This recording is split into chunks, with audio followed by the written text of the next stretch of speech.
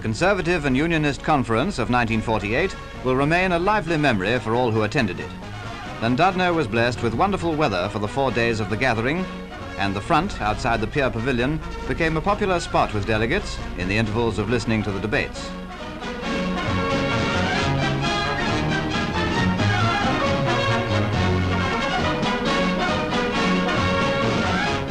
Although as many as 4,000 attended the conference, queuing was a matter of orderly entrance into the hall, the hectic competition for seats being avoided by rota allocation within constituency delegations.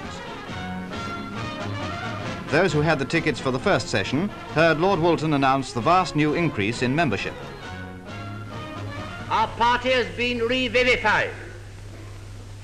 You may remember that we started our first membership drive at Blackpool immediately after our defeat. In that recruiting campaign, we enrolled 226,000 new members, and at the 31st of December of 1946, our total membership in England and Wales was 911,600. By the end of 1947, it was 1,200,000, and it was from that figure that we started off the new million membership campaign in April.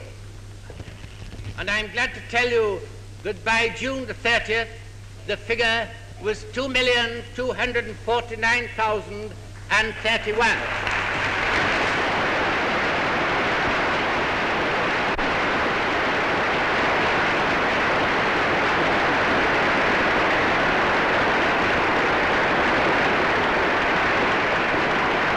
The credit for organizing the party's biggest conference ever is due to Mr. A.V. Armstrong, Secretary of the National Union, who is seated on Lord Woolton's right, while the chairman of the conference was Sir Herbert Williams, who had very few opportunities to escape and take a breather on the pier.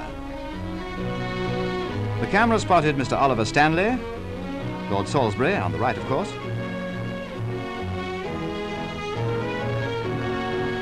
Mr. Walter Elliot, Mr. Horbelisha, Mr. S.H. Pearsney, General Director of the party, Mr. E.D. O'Brien, Director of Information Services with Colin Mann, Mr. John Profumo, among a party of delegates. The mobile van was a centre of interest, and the films of the Conservative Films Association were also on show in a cinema before the conference hall, where an exhibition was an added attraction.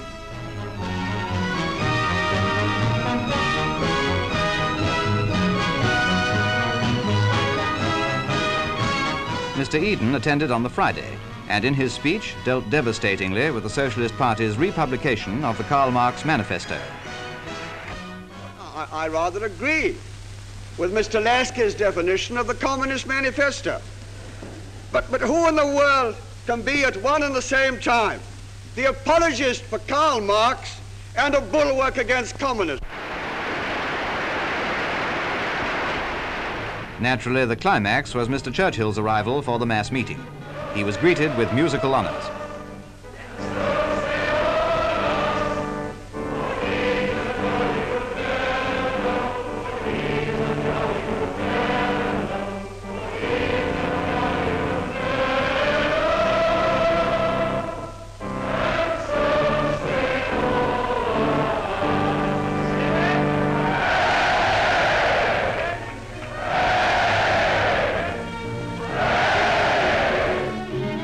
In his great speech, he flayed the socialist government for the depths to which they had reduced this country, but sent forth a clarion call of hope.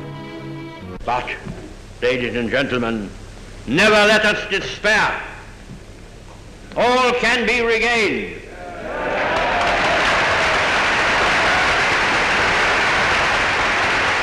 All can be regained. The delegates knew the answer. They gave their leader a tremendous ovation at the end of his magnificent address. Of our Commonwealth, of our empire, and of our island home.